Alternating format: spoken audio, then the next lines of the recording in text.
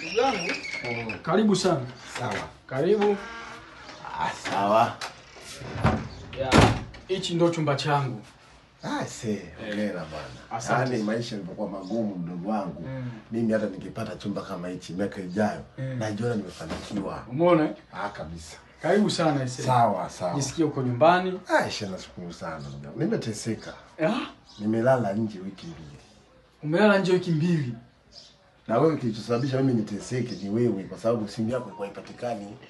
Pole sana ndugu yangu. Niombe tu radhi katika hilo. Nisamee sana. Ila uzuri sasa tumekutana. Sawa?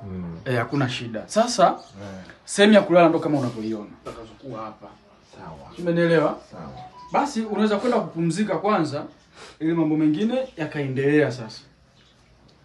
Kwa hiyo tu nenda akapumzike pale.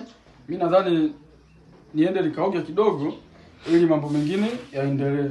Kwa hiyo ndugu yangu kaka, haina shida. Kama utaenda kuoga au kama utapumzika, nadhani kila kitu kitakuwa sawa. Mimi nataka nijiandae kidogo ili mambo mengine yaendelee kuwa vizuri. Au unasemaje kaka?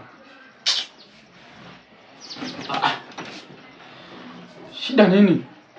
Huu ujinga unauleta. Huu ni upumbavu. Nimeanza kuliona jua kabla yako wewe. Hii michezo hii. Ndio nilikuwa nasikia tu kwenye TV kuna mafuta mpuuzi wewe. Kaka, mimi simaanishi hivyo. Nimejitunza toka utoto uje unifanyie mambo ya kipumbavu umri huu. Blaza, niache bwana. Kaka, sitaki bwana kalala nje.